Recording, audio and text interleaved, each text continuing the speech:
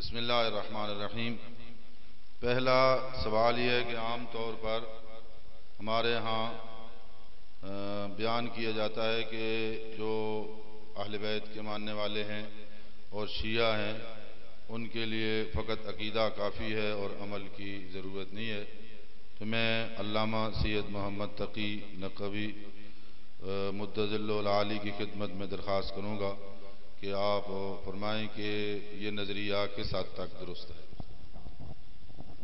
اعوذ باللہ من الشیطان الرجیم، بسم اللہ الرحمن الرحیم۔ رب اشرح لی صدری ویسر لی امری واحلل عقدۃ من لسانی یفقہوا قولی۔ جو ارشاد آپ نے فرمایا کہ عقیدہ بغیر عمل کے کافی ہے، واضح ہے کہ یہ بات نہ قرآن مجید سے ثابت ہوتی ہے اور نہ فرامین آل محمد علیہ الصلوۃ والسلام سے ثابت ہوتی ہے۔ عقیدے کی حیثیت جڑ کی ہے اور عمل کی حیثیت پھل کی ہے۔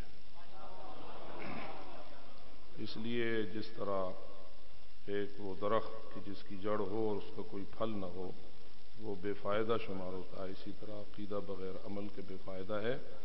البتہ فقط اتنی سی بات ہے کہ کیا صحیح عقیدے پہ مرنے والا بالآخر نجات پا جائے گا اور جنت جائے گا یا نہیں، تو اس بارے میں کہا جا سکتا ہے، اور روایات سے یہ بات ثابت ہوتی ہے کہ اپنے غلط اعمال کی سزا بھگتنے کے بعد صحیح عقیدے کے نتیجے میں ایک شخص جنت پہنچ جائے گا۔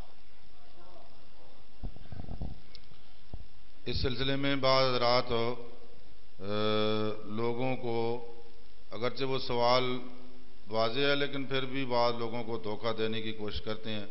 بہت ساری ایسی مثالیں دیتے ہیں کہ جن میں سے ایک حضرت حر کی مثال دیتے ہیں کہ حضرت حر نے کون سی نمازیں پڑھی تھیں، اور وہ کچھ اور بھی اس قسم کی مثالیں دے کے نماز کی اہمیت کو کم کرتے ہیں۔ تو کیا ایک بندہ جس کا عقیدہ درست ہے اور دیگر واجبات کی اس نے ادائیگی نہیں کی تو اس کے بارے میں شرعی حکم کیا ہو؟ واضح ہے، جیسے میں نے آپ کی خدمت میں عرض کیا کہ بغیر اعمال کے انسان کبھی بھی سزائے الہی سے بچ نہیں سکتا۔ جیسا عقیدہ ہے اس کے مطابق عمل کرنا ضروری ہے، اور نماز کی تخفیف کرنا، نماز کی اہمیت کو گھٹانا، یہ تو بسا اوقات انسان کو کفر تک بھی پہنچا دیتا ہے۔ اس لیے کہ نماز مسلمات دین میں سے ہے اور مسلمات مذہب اہل بیت میں سے ہے۔ یہ حضرت حر کے حوالے سے بھی انتہائی ان کے خلاف گستاخانہ جملہ ہے، یہ تاریخ سے بھی ناآگاہی ہے۔ حضرت حر کے متعلق تو روایات میں یہ بات موجود ہے کہ جب حضرت حر حضرت امام حسین علیہ السلام کے ساتھ ساتھ چل رہے تھے اور سفر کربلا کی طرف جا رہا تھا، جب فیصلہ ہوا تھا کہ آپ مکے واپس نہیں جائیں گے اور کوفہ بھی آپ نہیں جاتے ہیں تو درمیانی راستہ لے کے چلیں گے، تو 1000 سپاہیوں کی معیت میں حر اپنی نگرانی میں کاروان امام حسین کو لے کے چل رہا تھا۔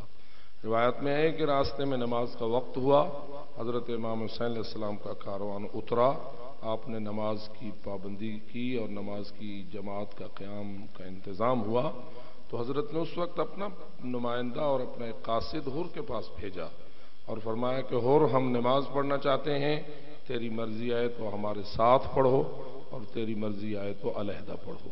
تو حر نے جواب میں کہا کہ نماز تو آپ کے پیچھے پڑھی جائے گی، اور پھر حر اپنے 1000 ساتھیوں سمیت امام علیہ السلام کی امامت میں آ کے اس نے نماز پڑھی۔ پھر واضح ہے کہ جب ابھی وہ طائب بھی نہیں ہوا تھا اس وقت وہ امام کے پیچھے نماز پڑھ رہا ہے، تو بے نماز انسان وہ نہ تھا، نمازی انسان تھا۔ البتہ اس کا یہ نتیجہ ضرور ہے کہ جب تک اس نے توبہ نہ کی تھی اس وقت تک اس کی نماز لٹکی ہوئی تھی، قبولیت کی منزل پہ نہ پہنچی تھی۔ جب اس نے توبہ کی تو اس کی گزشتہ ساری نمازیں مقام قبولیت تک پہنچ گئیں۔